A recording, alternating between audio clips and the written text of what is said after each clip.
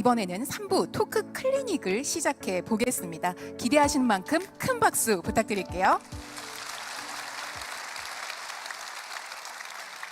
네, 2부 말미에 잠깐 설명드린 것처럼 이번 3부에서는 실제 진료실에서 교수님께 질문하는 것처럼 한번 해보려고 합니다. 가볍게 사전 질문으로 시작을 해보고 또 시간이 남으면 현장 질문, 유튜브 라이브로 댓글 달아주시는 질문들을 한번 받아볼까 합니다. 심장 지킴이 님이 올려주신 질문인데요. 정성호 교수님께 답변을 들어보려고 합니다. 교수님, 판막 수술 후에 MRI 촬영이 가능한가요? 네, 가능합니다. 네. 네, 가능합니다. 정답은 답은 가능한데 종류에 관계없이 기계 판막이다, 조직 판막이다 이런 거에 관계없이 다 가능합니다. MRI 세대에 따라서 좀 아니다라고 생각하실 수도 있는데 지금 아마 가동되는 MRI는 다 가능한 걸로 알고 있습니다. 그렇게 생각하시면 될 것 같습니다. 네, 깔끔한 정리 감사합니다. 다음은 송종민 교수님께 여쭤봅니다. 판막이 새는 사람인데요. 추적 검사를 하고 있는데 지금 상태에서 변화가 없고 더 나빠지지 않으면 수술은 안 하고 추적 검사만 진행하나요? 라고 이정남님께서 올려주셨습니다. 예, 아까도 말씀드렸던 것 같은데 판막 수술은 이제 아주 중증이 됐을 때만 합니다. 그러니까는 중증 되기 전까지는 그냥 경과만 보는 거예요. 그래서 한 1년에서 2년 간격으로 심장 초음파 검사로 주기적으로 하는데, 물론 이제 도중에 갑자기 나빠질 수도 있고 또 그 상태가 오래 갈 수도 있겠죠. 그래서 주기적으로 보고 중증이 됐는데도 그냥 두고 보는 사람도 있습니다. 사실 그건 이제 증상이나 심초음파상에서 심장이 너무 나빠지든지 좀 너무 커지든지 이건 더 늦으면 안 되겠다 싶은 경우엔 증상이 없더라도 수술해야 되는 경우가 있어요. 그러니까 일단 그냥 다음에 언제 심초음파 검사하고 봅시다 이러면은 그때 오시면 됩니다. 그래서 물론 이제 갑자기 더 숨이 차거나 그러면은 이제 땡겨 오시면 되지만 보통 그렇게 두고 보는 겁니다. 네, 다음은 경피적 대동맥 판막 치환술 타비에 대한 질문인데요. 이승원 교수님께 한번 여쭤봅니다. 타비 시술할 때 나이 제한이 있다고 들었습니다. 왜 그런지 알고 싶고 또 자비 부담으로 할 수 없는지요? 라고 신기루님께서 질문 주셨습니다. 이게 스텐트 가격이 3,500만 원 정도로 책정이 되어 있어서 초기에는 환자분이 전액 부담을 했었는데 나이 제한은 따로 없습니다. 하지만 수술 위험도에 따라서 고위험군은 5%만 내시면 되고 중등도 위험군은 50% 내셔야 되고 저위험군, 수술의 저위험군은 80%를 본인이 내야 됩니다. 우리나라가 잘 살면 다 해주면 좋겠지만 아직 그렇게 넉넉하지 못한 살림살이 때문에 환자군들을 구분해서 위험도에 따라서 자기 부담금을 책정하고 있습니다. 근데 80이 넘으시면 다 고위험군으로 분류되기 때문에 80 넘은 분들은 5%만 고위험군하고 똑같이 제가 내게 됩니다. 그 위험군을 어떻게 구분하냐면 여러 가지 기준이 있거든요. 그래서 수술에 따른 고위험군은 5%로 기억하시면 되고 자비 부담이 가능하긴 한데 그래도 저위험군도 80%는 본인 부담으로 하셔야 됩니다. 네, 답변 감사합니다. 다음은 담담이라는 분께서 남겨주신 질문인데요. 이번에는 이상원 교수님께 답을 부탁드릴게요. 심부전 환자가 관상동맥 우회수를 받고 나서 심기능이 정상화되는 것은 어느 정도 기간이 필요한가요? 라고 하셨네요.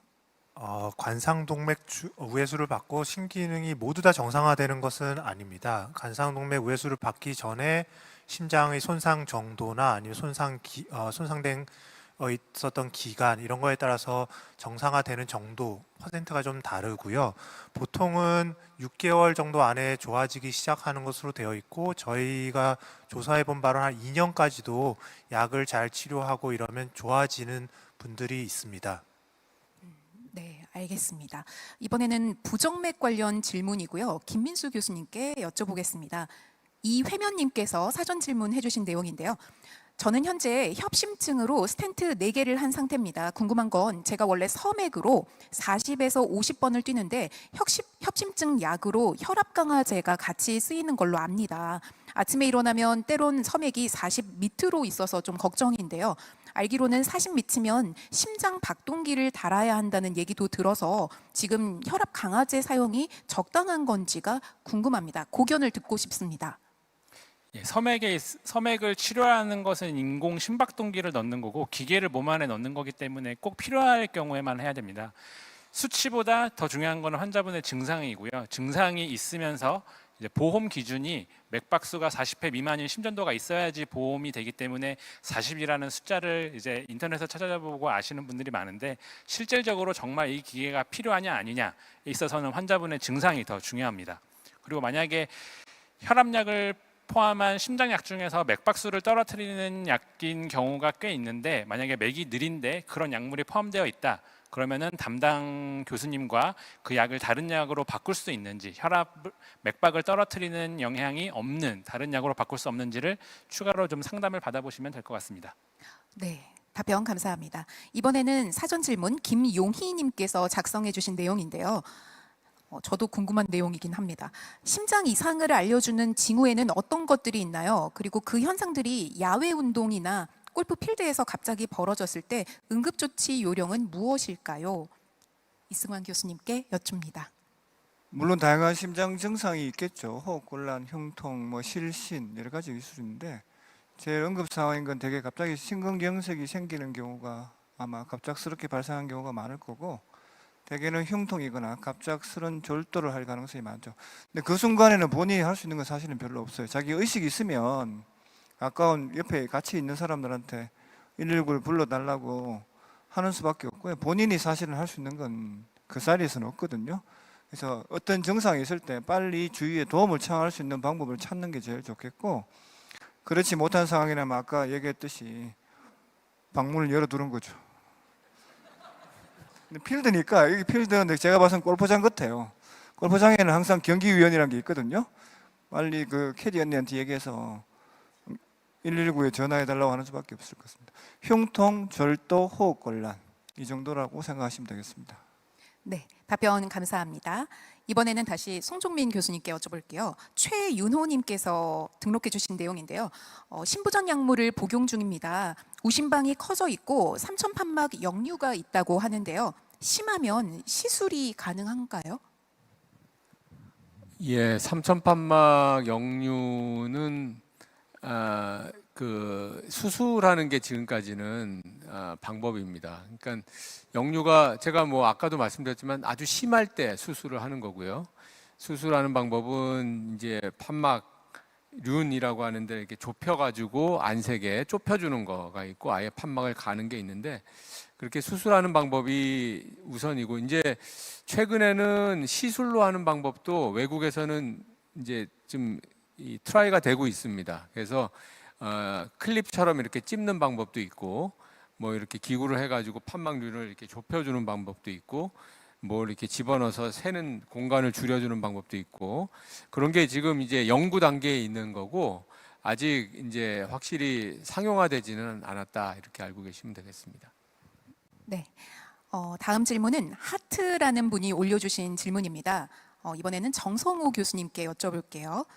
인스피리스 에실리아 새로 나온 조직 판막 몇 년 전부터 승인이 되었다고 하는데 많이 사용하는지 또 쓸 수 있는 경우가 따로 정해져 있는지 궁금하다고 하십니다.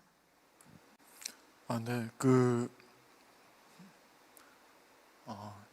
아니 제가 뭘 하나 올려달라고 그랬는데 안 올라오네요. 레질리아 밸브는 그냥 조직 판막의 일종 그러니까 조직 판막이 크게 이제 우리가 그러니까 돼지 판막이라고 이야기하는 게 하나 있고 그 다음에 이제 소 심낭을 이렇게 가공해서 만든 판막이 크게 두 가지가 있습니다.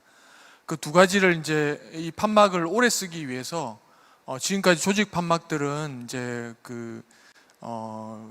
글루테알데히드라는 용액에 담궈서 이걸 보존하고 그 다음에 그걸 이제 꺼내 가지고 쓸 때 잘 씻어서 그걸 충분히 다 씻어내고 이렇게 썼어야 되는데, 저기 보면 이제 제일 왼쪽에 위에 있는 저 판막이 레질리아 밸브 리플렛입니다. 판엽인데 사실 그냥 조직 판막의 일부입니다. 근데 저 판막은 뭐라 그러죠? 드라이 밸브라고 그러나요? 그러니까 그러니까 그 용액에 넣지 않고 그냥 상온에 보관한, 그러니까 그냥 통에 보관해서 바로 꺼내 쓸 수 있는 그런 판막입니다. 그래서 사실 지금까지 그 조직 판막이 가져왔던 어떤 보관 방법이 또 혁신적으로 바뀐 그런 방법이라고 생각할 수 있는 판막입니다. 근데 과연 저 판막이 얼마나 오래 갈 것인가, 그건 사실 잘 모릅니다.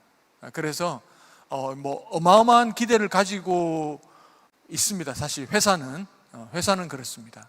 근데 우리는 어떤 기대를 가지고 있느냐는 사실 잘 모릅니다. 아직은. 왜냐하면 환자한테 직접 몸 안에 넣어서 사용한 기간은 길지 않습니다. 그래서 이게 이제 실제로 얼마나 오래 갈지는 잘 모르는 상황입니다. 그렇지만 이제 그 연구에서, 그러니까 이걸 사람 몸 안에 넣지는 않았지만 기계가 열고 닫는 이런 걸 이렇게 테스트한 걸 보면 한 20년 정도 이야기를 하고 있긴 합니다. 근데 저게 이제 대동맥 판막에 주로 먼저 썼었고요. 그 다음에 이제 최근에 이제 우리나라에 들어온 건 승모 판막에도 저 판막이 들어와 있긴 합니다. 그렇게 하고 다른 이제 폐동맥 판막이나 이런 데서도 사용할 수 있다고 해서 쓴 외국의 보고들이 일부 있는데 그 성적이 안 좋은 걸로 나온 논문들도 있습니다. 그래서 사실 저게 장기적인 성적이 얼마나 좋을 건가에 대해서는 사실 환자분들 중에도 저걸 물어보시는 분들이 있습니다. 뭐 이렇게 인터넷이나 이런 데 있다 보니까 그래서 이렇게 어떤 기대를 하는 부분들이 있고, 그 다음에 사용하는 기준이 따로 있거나 이런 것은 없습니다. 그냥 조직 판막 중에 하나입니다. 그냥 에드워드라는 회사에서 나온 조직 판막 중에 하나다. 근데 저 레질리아 밸브가 나왔다고 해서 저걸 다 쓰고 있느냐, 그러지는 않는 것 같습니다. 그게 사실은 판막의 그 장기 성적을 결정하는 건 여러 가지가 있기 때문에 꼭 저게 레질리아 밸브가 그냥 한 가지 솔루션이 되는 것은 아니기 때문에 그런 것 같습니다. 특히 이제 우리나라에는 승모 판막의 조직 판막이 중요한 부분입니다. 왜냐하면 그 대동맥 판막에 비해서 승모 판막은 내구성이 많이 떨어집니다. 그래서 이제 그 승모 판막을 갈아야 되는 경우에 그 내구성을 결정하는데 제일 중요한 부분은 나이입니다. 근데 이제 환자분들이 이제 평균 수명이 늘어나면서 기대 예명도 늘어나게 되고, 그러면 조직 판막을 쓰고 나서 재수술을 해야 되는 경우도 늘어나게 되고 하다 보니까 이제 그런 고민들을 하게 되는데, 저런 그 레질리아 밸브 승모 판막이 좀 그런 해결책이 됐으면 좋겠다라는 기대를 하고 있습니다만 아직 답이 나오지 않은 상황이다라고 생각하시면 될 것 같습니다. 네, 질문해 주신 하트라는 분께 굉장히 명확한 답변이 된 것 같습니다. 이번 질문은 심부전 치료받고 있는 분이신 것 같아서 이상원 교수님께 답변을 부탁드릴 텐데요. 8년 전에 심근경색이 와서 심장 일부가 괴사돼서 심박출량이 떨어져 있는데 제가 운동을 헬스에서 걷기랑 천국의 계단, 웨이트 운동을 주 4회 정도 하고 있습니다. 그런데 가볍게 뛰는 러닝 5에서 10km 정도 운동을 해도 되는지가 궁금합니다. 일단은 일반적인 얘기를 먼저 드리면 우리가 그 운동, 심부전 환자들에서 운동에 대해서 많이 물어보시는데 일반적인 얘기는 아까 언급이 됐지만 주 3회 30분 이상 중등도 강도를 하라고 되어 있습니다. 중등도 강도는 보통 등에 땀이 나는 정도를 얘기를 하는데 일반적인 걸로 얘기하면 한 5에서 6km per sec으로 아워로 걷는 거, 혹은 한 15km per hour로 자전거를 타는 거, 아니면 천천히 계단을 오르는 거, 아니면 물에서 에어로빅 하는 거 정도를 얘기를 합니다. 그러니까 지금 물어보신 5에서 10km 정도 마라톤이죠. 사실 숏 마라톤인데 그거를 하는 거는 그 중등도 강도의 운동에 원칙적으로는 들어가지 않습니다. 그래서 주의가 필요하겠고요. 그 심장 기능에 따라서 좀 달라질 것 같습니다. 그래서 정확하게 그걸 평가하는 것은 그 심박수 예비량이라고 한국말로 해석을 하는데, 그거를 해서 그걸로 해서 한 60% 안팎 정도를 보통은 추천을 합니다. 근데 그거는 뭐 본인이 러닝머신이나 이런 걸로 재볼 수도 있기는 하지만 보통은 저희 병원 같은 경우에 운동 재활 프로그램이 잘 되어 있습니다. 그래서 그런 원하시면은 운동 재활 프로그램을 해보고 싶다 이렇게 얘기를 하시면 거기서 그거를 측정해 가지고 권고되는 그 운동량을 얘기해 드릴 수가 있을 것 같습니다. 그래서 단순하게 5에서 10km 정도 뛰는 게 가능하겠느냐 이렇게 간단하게 답변 드릴 수는 없을 것 같고 중등도 강도 운동을 추천드리는데 정확하게 하려면 운동 재활 프로그램을 한번 등록해 보시는 게 좋겠다라고 대답을 드리고 싶습니다. 네, 알겠습니다. 다음은 조미영님께서 질문해 주셨는데요. 김민수 교수님께 여쭐게요. 심방세동은 완치될 수 있나요? 또 완치되려면 일상생활에 도움이 되는 것들이 좀 있을까요? 심방세동은 원인 자체가 노화이기 때문에 완치되기는 어렵습니다. 심장도 나이를 계속 먹기 때문에 완치되기는 어렵고요. 이제 진행을 예방하는 방법들을 저희가 고민을 해야 되는데 일상생활 중에 할 수 있는 것은 운동, 체중 관리, 술. 그래서 운동 열심히 하시고 뱃살 줄이시고 술을 줄이셔야 되는데 술 관련해서 저는 술 별로 안 마셔요 하시면서 반병밖에 안 마셔요 하는데 실제로는 매일 드시고 계시고 그런 분 계시고 저는 술 자주 안 마셔요 하는데 일주에 한 번밖에 안 드시지만 3병 드시는 분들이 있습니다. 결국에 일주에 마시는 총량은 같은데 두 분의 심방세동 발생 위험도는 같다고 보시면 되고요. 빈도나 한 번 마실 때 양보다는 어쨌든 총량이 중요하다고 밝혀져 있기 때문에 총량을 줄이시도록 노력을 하시면 되겠습니다. 네. 이번에는 정성호 교수님께 여쭤봅니다. 수술 받으신 분이고 홍봉희님 질문인데요. 이협성 대동맥 판막인데 협착이 와서 기계 판막 치환술 5년 차입니다. 수술 후에 정기 검사를 받아야 되나요? 또 받아야 한다면 어떤 주기로 받아야 할까요? 라고 질문하셨네요. 예, 뭐 그 정기 검진을 받아야겠죠. 근데 이제 이건 그 진료 보시는 선생님하고 잘 상의하시면 되지 않을까 하는 생각이 듭니다. 왜냐하면 보통은 한 2, 2년, 2, 3년 정도 간격으로 초음파를 해서 그 판막의 상태를 보라고 하지만 그 조금 상황이 좀 다를 수 있겠죠. 그 환자분이 이제 대동맥 판막의 크기가 어떤 건지, 그리고 수술하고 나서 압력이 어느 정도 걸리는지, 뭐 그리고 수술 직후에 초음파 상태가 어떤지, 그리고 그 이후에 뭐 청진상에 문제가 없는지 이런 거에 따라서 굳이 뭐 매년 이렇게 하지 않아도 될 수도 있기 때문에 진료 보시는 분과 잘 상의하시는 게 좋지 않을까. 하지만 정기 검진은 필요하다. 그 판막이 시간이 지나면서 압력 차이가 올라갈 수 있고 또 처음엔 없었지만 이후에 판막이 셀 수도 있고 하기 때문에 그런 것들은 확인이 좀 필요할 수 있겠습니다. 네, 답변 감사합니다. 다음은 강성수님께서 작성해 주신 질문인데요. 좀 전문적인 질문인 것 같습니다. 김민수 교수님께 답변을 부탁드려 보겠습니다. 항응고제 릭시아나정과 아스피린의 차이는 무엇인가요? 릭시아나정은 어떤 성분으로 만들어졌는지 궁금하고 또 한때는 의학계에서 아스피린 복용을 권했는데 과학계의 발표로 아스피린의 단점을 부각하면서 태세 전환한 이유가 궁금합니다. 또 와파린은 뭔지도 궁금하다고.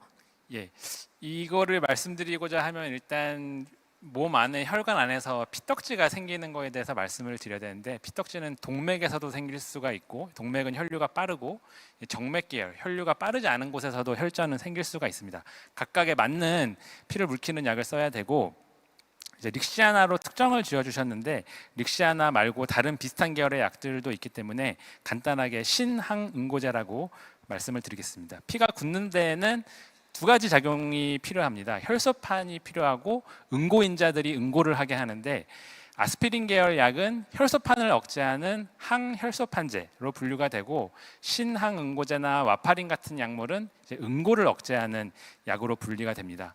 혈류가 빠른 동맥에서는 혈소판을 억제하는 게 중요해서 아스피린이 쓰이게 되고 저희 심방세동 같은 경우에는 심장 안에 혈류가 빠르지 않은 곳에서 주로 피떡지가 생기기 때문에 항응고제를 쓰게 됩니다. 그래서 계열이 다르고요.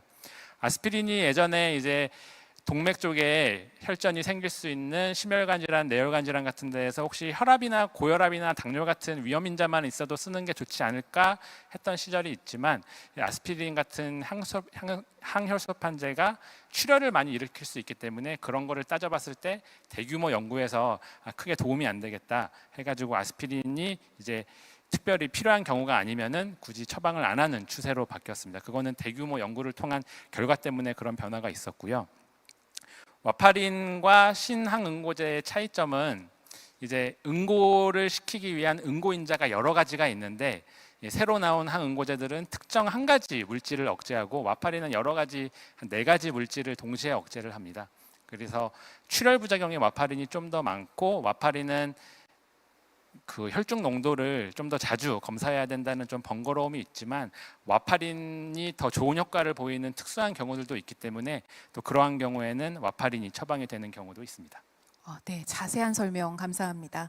이번에는 이상원 교수님께 여쭤봅니다. 최대길 님이 질문 주신 건데요. 젊어서부터 지금까지 약간의 경사만 오르려면 숨이 차고 어지럽고 해서 작년 1월에 심장박동기 착용했지만 여전히 증세가 갔습니다. 라고 하셨네요. 이 질문은 사실 이 질문만 들어가지고는 대답해드리기가 조금 어려운 질문인 것 같습니다. 여러 가지를 좀 따져봐야 되고, 그래서 이거는 증상이 개선이 없다고 담당하시는 선생님하고 좀 상의가 필요한 부분인 것 같습니다. 근데 그냥 간단한 일반적인 얘기만 드리면, 우리가 숨이 찬 증상은 꼭 심장 때문에 많은 생기는 것은 아닙니다. 심장 때문에도 호흡곤란은 생길 수 있고, 이제 폐가 안 좋아서도 생길 수 있고, 그 다음에 또 하나 크게 놓치고 있는 것 중에 하나가 근육이 약해도 숨이 찰 수 있습니다. 그래서 많은 분들이 놓치는 건데, 이제 나이가 드시면은 다리 근육 힘이 약해지면서 걷는 게 숨찬 분도 있습니다. 그리고 마지막으로 제일 많이 놓치는 것은 마음이 불편해도 숨이 찰 수가 있어서, 이거는 여러 상황들을 다 따져봐야 되는 거기 때문에 진료하는 선생님하고 다시 한번 상의를 해보시는 게 좋겠습니다. 네, 알겠습니다. 다음은 송종민 교수님께 질문 드릴 텐데요. 이차수님께서 굉장히 정성스럽게 작성을 해주신 질문이라 내용이 좀 길지만 천천히 한번 들어봐 주시기 바랍니다.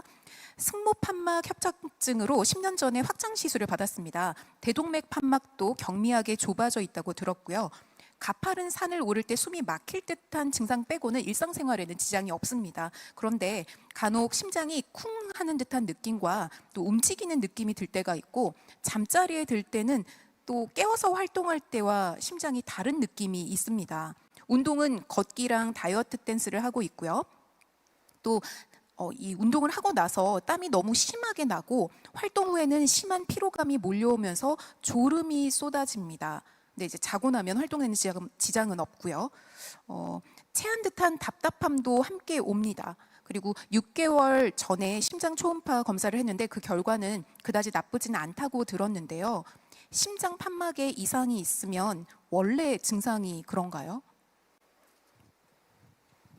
네, 굉장히 자세한 증상들을 쭉 나열해 주셨는데, 아까도 제가 말씀드렸죠. 그러니까 심장이 나빴을 때 이제 숨차고 한 거는 활동 시에 지장이 있을 때 그런 겁니다. 아마 이분은 승모 판막이 좁아져 있어서 류마티스증 협착증이 있어서 아마 풍선을 가지고 이렇게 넓히신 것 같아요. 찢어가지고 넓혀서 어느 정도 이제 넓어진 상태시고, 다른 판막, 대동맥 판막은 뭐 조금 경미하게 새는 정도. 그래서 그게 잘 넓어져 있고 심장 기능도 괜찮고 그러면 이제 큰 이상 없습니다. 이렇게 결과를 말씀을 드리는데, 지금 이렇게 얘기하시는 거 보면 운동도 어느 정도 하시고 활동도 하시고 하는데 주로 증상은 이제 가만히 있을 때 이렇게 나오는 증상이라서 그런 경우는 아까 이상원 교수님 말씀하시는 것처럼 약간 이제 심리적인 그런 거일 수도 있고, 또 하나 이제 가슴이 뭐 이렇게 팔락팔락 뛴다는 게 진짜 빈맥성으로 막 빨리 뛰는 그런 게 있다면, 이제 혹시 부정맥이 있어서 부정맥이 생겼을 때 이제 증상이 나타나는 그런 경우도 이제 생각해 볼 수는 있습니다. 그래서 요건 뭐 이 정도로 말씀드려야 될 것 같고, 담당 교수님과 좀 더 상의를 해보시는 게 좋을 것 같습니다. 네, 그래도 충분한 답변을 해주신 것 같습니다. 다음은 심장 스텐트 시술 이후에 운동 식사 음주에 관한 내용인데요. 김재중, 서병윤, 김대근님 등 여러분들이 질문을 해주셨습니다. 이승환 교수님께 한번 여쭤볼게요. 스텐트 시술을 받은 환자들은 시술받지 않은 사람들과 운동량이나 식사량 또 음주량이 좀 다른가요? 똑같습니다. 왜냐하면 스텐트를 하시거나 안 하시거나 건강을 지키기 위한 기본적인 운동이나 식사, 음주량은 당연히 안 되는 거니까 물어보나 많은 걸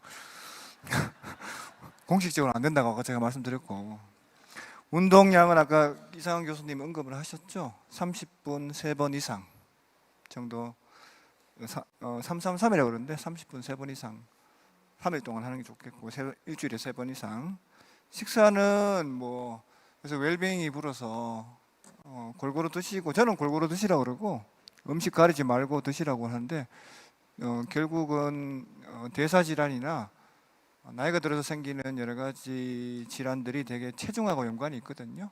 그래서 체중 증가를 막을 수 있는 정도의 식사를 하시고, 오늘 많이 먹고 싶다 하시면 많이 드시고, 그날은 운동을 좀 더 한다고 생각하셔서 칼로리 소비를 많이 하시는 운동을 하시면 좋겠습니다. 제가 보기에는 체중 관리가 중요한 것 같습니다. 네, 답변 감사합니다.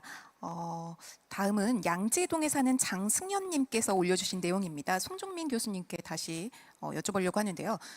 작년 말에 비후성 심근경색병증으로 진단받았습니다. 아직은 경증으로 기존 혈압약과 고지혈증 약만 바꿔서 동네 병원 다니고 있는데요. 나중에 심해진다면 깎아내는 수술을 할 수 있는지 궁금합니다. 그리고 다른 치료 방법이 있는지도 설명을 부탁드립니다.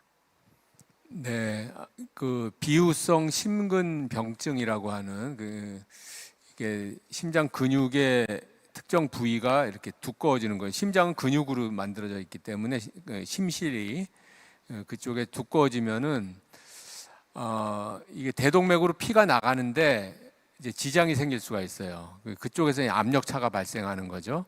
그러니까 승모판막이 이렇게 위로 좀 딸려 올라가면서 이렇게 막는 경우가 있는데, 그런 게 없는 경우는 사실 그렇게 큰 증상이 없는 경우도 많습니다. 그래서 특별한 치료가 없이 지켜보는 경우가 있고, 근데 이제 그렇게 막히는 일이 생기면 그건 이제 증상이 생길 수가 있고 좀 위험도가 높아지죠. 그래서 그때 할 수 있는 게 수술로 우리 정성호 선생님 같은 아주 좋은 서전이 이렇게 잘 들어가서 그 두꺼워진 근육 부위를 잘라줍니다. 이렇게 제거하는 거, 잘라서 제거하면은 이게 뻥 뚫리죠. 그래서 증상도 좋아지고 위험성도 감소하고 그렇게 됩니다. 근데 수술을 안 하고 뭐 그 전에 약을 써볼 수도 있어요. 우리 베타 차단제 같은 약을 써서 좀 증상을 완화시켜서 좋아질 수도 있고, 요즘에는 또 신약이 좀 개발된 게 있습니다. 그래서 베타 차단제 갖고 안 되는 경우에는 또 다른 약을 써볼 수도 있고, 그것도 꽤 효과가 있는 걸로 돼 있기 때문에 그런 치료 방법들이 있겠습니다. 네, 답변 감사합니다. 다음은 정성호 교수님께 여쭤봅니다. 황재수님께서 작성해 주신 내용인데요. 판막 질환의 대표적인 합병증이 부정맥이라고 들었는데, 부정맥 증상이 없다면 수술을 미뤄도 되는지가 궁금합니다. 이건 뭐 좀 의견이 다를 수도 있을 것 같긴 한데, 개인적으로는 이제 부정맥이 생기기 전에 수술하시기를 권해드립니다. 그러니까 그리고 또 이제 판막의 종류에 따라서 부정맥의 빈도가 조금씩 다르기 때문에, 예를 들면 이제 승모판막은 좀 부정맥이, 저희가 말하는 부정맥은 대부분 심방세동인데 심방세동이 좀 더 잘 생기게 되고, 대동맥 판막은 심방세동이 상대적으로 좀 늦게 생기거나 아니면 따로 생기는 경우들이 있기 때문에 꼭 부정맥을 가지고 판단하지 않으셨으면 하고, 부정맥이 생기기 전에 수술하시기를 권해드립니다. 왜냐하면 부정맥이 있으면 이제 부정맥을 같이 수술할 수는 있지만 그게 부정맥이 없는 분보다는 좋지 않기 때문에 병이 심하다면 가능하면 그 전에 수술하는 길을 권해드립니다. 네, 답변 감사합니다. 다음은 이성원 교수님께 여쭤볼게요. 신석철님께서 작성해 주신 질문인데요. 5년 전에 심근경색 심부전으로 2번 심장병 치료를 받았고 6개월마다 진료를 받고 약을 복용하고 있습니다. 지금 만보 걷기, 헬스 등 운동으로 회복이 잘 된 것 같은데 완치 판정은 안 하는지가 궁금합니다. 그리고 아침에 가래가 나오고 오르막길은 숨이 차서 좀 걷기 힘든 상태고요. 좀 더 낫지 않고 이게 안고 가야 하는 건지 궁금합니다. 라고 질문을 주셨습니다. 네, 신부전이 완치가 되느냐, 이제 약을 안 먹어도 되느냐를 많이 물어보시는데요. 신부전 치료의 목표는 크게 두 가지로 나눕니다. 첫 번째는 일단 증상을 없애는 것입니다. 그래서 증상을 없애고 그러니까 안정화를 시킨다고 우리는 표현을 하는데 혈역학적으로 안정이 돼서 증상이 없애는 게 첫 번째 목표이고, 두 번째는 심장 기능 떨어진 거, 신부전을 만들게 된 그 심장 기능 떨어진 그거 자체를 좋아하게 해서 심장 기능을 회복시키는 거를 목표로 합니다. 그래서 약을 치료를 해보면 어떤 분들은 증상까지만 좋아지고 그러니까 안정되는 것까지만 되고, 어떤 분들은 잘 치료를 하면 심장 기능까지 완전히 회복되는 경우도 있습니다. 그래서 두 경우를 다 보지만 두 경우 모두 다 저희가 신부전이 완치됐다라는 표현은 잘 하지 않습니다. 그 이유는 두 경우 다 약을 끊으면 재발을 한다고 알려져 있습니다. 50% 이상 재발을 한다고 알려져 있어서 일반적으로는 약을 끊을 수가 없기 때문에 완치됐다라는 표현도 잘 쓰지는 않습니다. 네, 알겠습니다. 여기까지 사전 질문은 마치고요. 이제 유튜브 질문으로 넘어가 보려고 하는데요. 제가 지금 유튜브를 보고 있는데 몇 가지 질문을 하겠습니다. 네, 마음의 안정이 네, 약간 문구가 이상해서 네, 마음이 심장 박동수에 예민한 것 같아요. 불안, 초조, 걱정이 되면 심장 박동수가 빨라지는 이유, 그리고 과음 후에 수면을 할 때 기지개를 펴면 갑자기 심장 박동수가 빠르게 뛰는 이유를 알고 싶다고 김희종님께서 질문을 주셨는데요. 김민수 교수님, 이어서 네, 답변을 부탁드립니다. 네, 일단 마음이 불안하면 심장 박동이 빨라지는 것은 매우 정상적인 반응입니다. 우리 몸에는 교감신경이라는 게 있어서 흥분하거나 그럴 때 운동할 때 교감신경이 항진되면서 그게 머리에서 심장에 명령을 내려서 심장을 더 빨리 뛰게 하는 매우 정상적인 반응이기 때문에 내가 불안할 때 맥이 빨라진다. 그거는 걱정 안 하셔도 될 것 같고, 술을 드신 다음에 기지개를 펼 때 맥이 빠른 게 느껴진다. 이거는 뭐 여러 가지 원인이 있을 수 있겠지만 심리적인 원인이 있을 수도 있고, 근데 술을 드신 다음이라면은 심방세동의 가능성이 있습니다. 아까 말씀드린 대로 심방세동은 음주와 관련이 있으면서 과음을 했을 경우에는 그 순간 바로 딱 심방세동이 올 수도 있기 때문에 만약에 음주 후에 두근거린다. 그럴 때는 본인 손목에 있는 동맥을 짚어봐서 스스로 한번 맥박을 측정해 보실 수 있고요. 그게 규칙적이라면 괜찮지만 만약에 그게 불규칙하다면은 좀 검사를 받아보실 필요도 있습니다. 네, 답변 감사합니다. 이제 현장 질문을 좀 받아보려고 하는데요. 오늘 행사가 방송 촬영 중이라서 질문을 하신 분의 모습이 음성이나 모습이 또 영상으로 보여질 수 있는 거를 미리 좀 고지를 드립니다. 질문할 분 계시면 손 들어주시면 저희 스텝이 마이크 갖다 드리겠습니다. 질문할 분 계신가요? 네, 제일 먼저 드셨어요. 우리 앞에서 세 번째 분이십니다. 마스크 쓰고 계신 분이요. 네, 마이크가 가고 있습니다. 조금만 기다려주세요.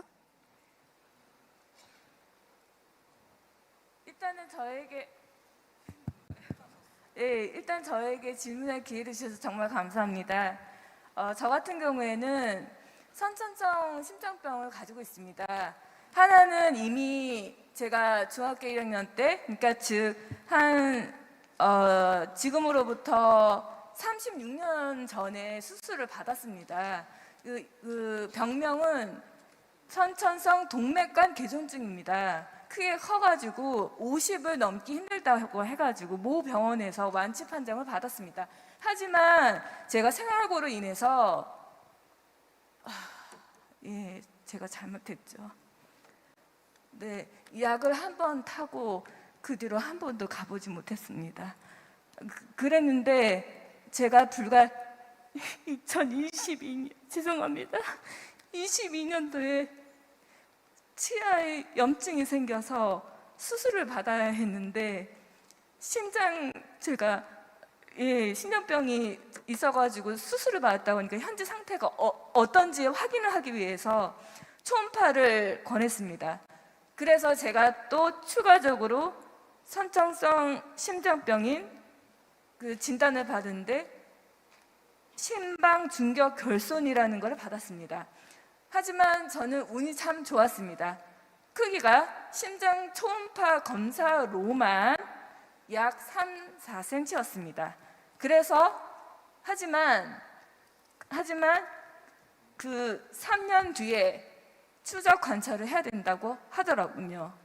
근데 저 같은 경우에는 그 뒤로 나름 정보를 많이 알아봤습니다.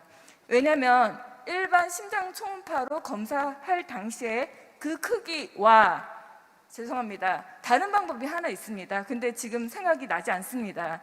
근데 그것도 무슨 초음파 검사인데 그거 뭐 코로 넣어서 뭐 이렇게 코로 넣어서 해서 뭐 근데 그거를 하게 되면 심장 초음파로 했을 때 하고 그 크기가 다르다고 합니다. 근데 저는 이제 어떤 거를 할지는 모르겠사오나 그게 정말 다른 건지 저는 일단은 첫 번째 거는 해봤지만 두 번째 거는 제가 경험이 없기에요. 그래서 근데 제가 예 이제 50을 앞두고 있는 이 미혼 여성입니다. 여성이다 보니까 이제 임신인데 근데 저는 아직 예 미혼이다 보니까 임신은 미정입니다. 폐경기가 지나면 당연히 경험이 없으니까 완전히 포기하니까 그 임신 관련된 걱정은 없겠죠. 하지만 저는 미정이라 만약에 임신을 준비를 한다면은 저 같은 케이스는 뭐 여러 가지로 뭐 복합적으로 뭐 그 고려를 봐야 된다는 무슨 협진을 해가지고요. 그거는 제가 정보를 좀 어수선합니다 말이요. 그래서 그런데 제가 주소가 없네요. 죄송합니다. 그러니까 하여간에 지금 제가 3년이 지났는데 현재 상태가 어떤지 몰라서 만약에 시술을 하려면은 시술을 받을 것이고 만약에 수술을 하려면은 수술을 받을 건데 시술할 때 이 카테고리가 이제 빠져가지고 뭐 다시 시술하는 경우가 또 있다고 하더라고요. 그리고 또 후유증으로 잘못할 경우에는 뭐 뇌 쪽도 좀 뭐 그렇다고 있다고 하는데 네 그러네요. 지금 궁금하신 게 굉장히 많은 상황인데 네, 어떤 게 복잡해서요. 굉장히 네. 복잡한 히스토리가 있으신 것 같습니다. 예. 어떤 게 궁금하신 내용인지 가장 궁금한 거죠. 네. 그래서 그러면 네? 예 물어보는 거 가장 네. 핵심의 그거는요.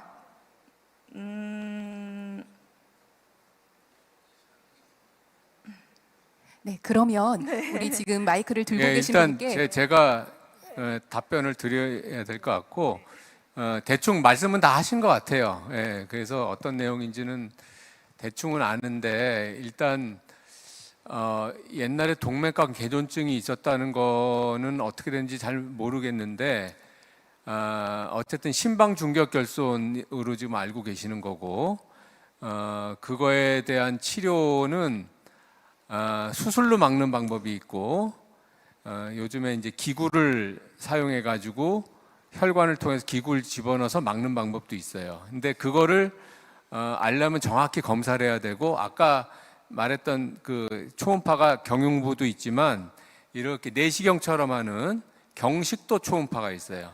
예, 그걸로 하면은 좀 더 구멍 크기, 모양, 위치 이런 거를 정확히 볼 수가 있고 시술이 가능하면 시술을 할 수 있고 불가능하면 이제 수술로 막아줘야 됩니다. 근데 한 가지 제가 조금 걱정이 되는 거는 혹시 폐동맥 고혈압이 아주 심한 상태면 못 막아주는 경우도 있어요. 그런 걸 이제 우리가 아이젠맨거 증후군이라 그러는데 혹시 이제 예전에 그 동맥관 개존증이 치료가 안 되거나 이랬으면 그게 겹쳐 있으면 그런 경우도 있을 수는 있거든요. 그래서 제가 그 정도까지만 답변을 드릴 수 있을 것 같고 정확한 거는 병원에 와서 이제 검사를 정확히 받고 결정을 받으셔야 될 것 같아요. 예. 네.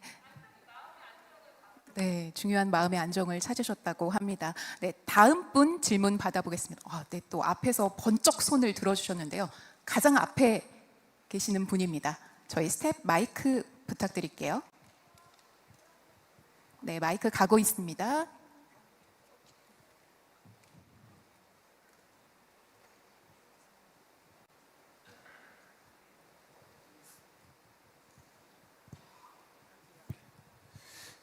제가 10년 전에 삼성병원에서 그 심장 내시경을 했어요.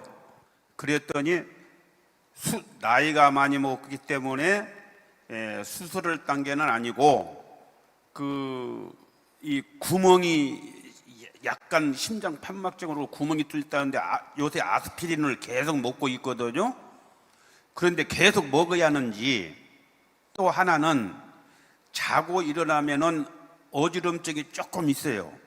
그리고 하루에 잠은 3시간 내지 4시간 뿐이, 제가 전립선 비대가 있어서 그런지 어쩐지는 몰라도 3시간, 많이 자면 4시간 그게 잡니다. 좀 제가 잘 몰라서 질문을 드렸습니다. 이것도 제가 답변을 드려야 될. 그러니까 아스피린을 드시고 있는 이유가 심장에 구멍이 있다고 그래서 드시는 건가요? 뇌경색이나 이런 건 없으셨나요? 뇌경색이 있으셨어요? 그러니까 그런 것 때문에 아마 드시는 걸 것 같고, 그 아스피린을 계속 드셔야 되는지는 그 뇌경색 지금 진료 보시는 선생님이 아마 필요해서 그 약을 주시는 것 같은데, 단순히 심장에 구멍이나 뭐 판막에 이상이 있다고 해서 아스피린을 드시는 경우는 별로 없어요. 그러니까 협심증이라든지 뭐가 관상동맥 질환이 있으면 이제 아스피린을 꼭 드셔야 되지만, 그런 게 아니고 뇌경색이 있었으면 아마 그것 때문에 드시는 걸 거고, 그건 신경과 선생님하고 계속 상의를 하시면 될 것 같습니다. 네, 송종민 교수님 답변 감사합니다. 이제 저희가 시간 관계상 마무리를 해야 할 것 같은데요. 오늘 현장에 오신 여러분들, 그리고 유튜브로 보고 계실 분들, 또 녹화본으로 보고 계실 여러분들을 위해서 우리 교수님들께 한 말씀씩 부탁드리려고 하는데요. 이번에는 김민수 교수님부터 말씀 부탁드립니다. 예, 이렇게 귀중한 시간 내주셔서 저희 얘기 들어주셔서 감사하고, 지금 같은 여러 많은 관심으로 심장 건강에 관심 많이 가지시고 심장 건강 잘 챙기시길 바랍니다.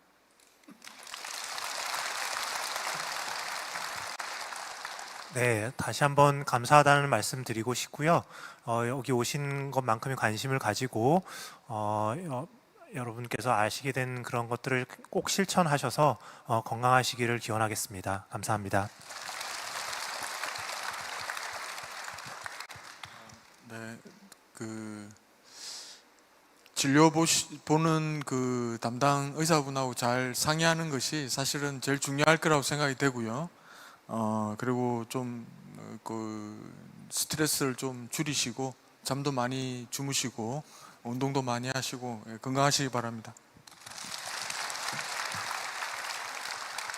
아까 2부 끝나고 한마디 했는데 또 하라 그래서 별로 할 말도 아쉬우실까봐. 네. 매일매일 지금 오늘 건강 강좌 들으시면서 여러 가지 포인트를 들으셨는데, 저는 내일 죽어도 오늘 재밌게 사는 게 맞다고 생각합니다. 이상입니다. 네, 좋은 말씀 앞에서 다 해주셔가지고 하여튼 다 이렇게 오시고 즐겁고 뭐 이렇게 많은 정보 알아가시는 것 같아서 저도 기쁘고요. 한 가지는 이제 어떤 지금 여러 가지 얘기가 있었지만 그 얘기들이 나의 병이다라고 생각하면 약간 틀리는 경우도 있을 수가 있어요. 일반화 시켜버리면. 그렇기 때문에 꼭 자기 병은 또 다른 사람의 병과 다를 수 있으니까 담당 선생님하고 꼭 상의를 하시고 결정하시는 게 중요하다 이렇게 말씀드리겠습니다. 모두 건강하십시오. 네. 네, 교수님들 마무리 말씀까지 감사합니다. 오늘 저희가 준비한 프로그램은 여기까지입니다. 끝까지 함께해 주신 여러분들 다시 한번 감사드리고요. 저희 서울아산병원 심장병원은 언제나 여러분의 건강과 행복을 기원하겠습니다. 조심히 들어가세요. 감사합니다.